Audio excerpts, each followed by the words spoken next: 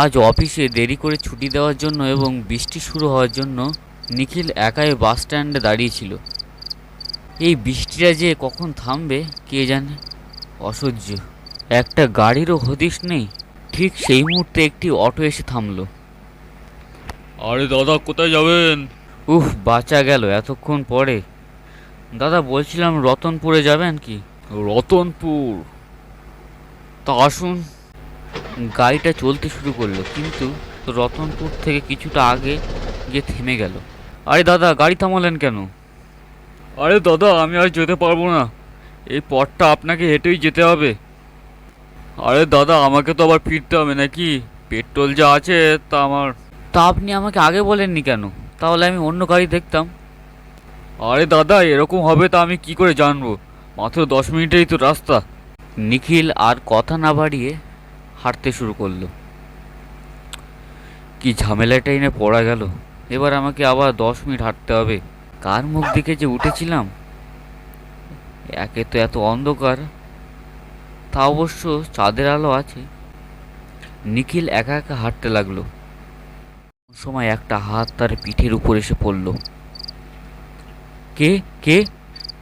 কোনো ভুটটুট নাকি? ওরে বাবা! আরে আমি, ভয় পাচ্ছিস কেন? আরে তুই একদম ভয় পাইয়ে দিছিলি তো। অনেকদিন পরে দেখা তো। তো বল, কেমন আছিস? কলেজ শেষ হওয়ার পর তো আর যোগাযোগই করলি না।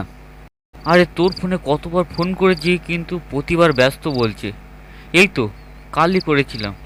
তা ওইসব বাদ দে, বল এখন কি কাজ করছিস? এই একটা অফিসে পার্ট টাইম ডিউটি করি। তা তুই কি কোনো কাজ টাজ দেখলি নাকি? ওই তুই বল, আমার দ্বারা কি এসব চাকরি টাকরি হবে? ওই একটা মোটর গ্যারেজে কাজ করি। এই দেখ, কথা বলতে বলতে বাড়ি চলে এলাম। এই বলে নিখিল পিছন ঘুরে যেই রমেশের দিকে তাকাতে যাবে, কিন্তু রমেশ কোথায়? সে যেন দিগন্তে মিলিয়ে গেছে। নিখিল চারিদিকে খোঁজে, কিন্তু কোথাও পেল না। নিখিল হতাশ হয়ে বাড়ি ফেরে। নিখিল খাওয়া দাওয়া করে ঘুমিয়ে পড়ে। রাত তখন 12:30। এমন সময় ফোনের রিং বেজে ওঠে। উফ, এত রাতে আবার কার ফোন? দেবজ্যোতি? এত রাতে ওর ফোন? কি ব্যাপার? হ্যালো, বল কি হয়েছে? আরে নিখিল, শুনেছিস? কি হয়েছে? আরে আমাদের কলেজে পড়তো রমেশ। হ্যাঁ হ্যাঁ, রমেশ, ওর সাথেই তো একটু আগে আমার দেখা হলো। আরে কি উল্টো পাল্টা কথা বলছিস? ও কাল রাতে একটা কার অ্যাক্সিডেন্টে মারা গেছে। কি বলছিস? হ্যাঁ, ওই কিছুক্ষণ আগে আমাকে ওর ভাইয়ের ফোন করে, তাই তোকে খবরটা দিলাম। নিখিলের পায়ে তোলা থেকে মাটি সরে যায়। সে ভাবে, তবে একটু আগে যার সাথে দেখা হলো সে কে? সে কে? যদি পেতে চাও তবে চলে আয় তোরা, হবে মজা, পাবে হাসি আরো কত কি।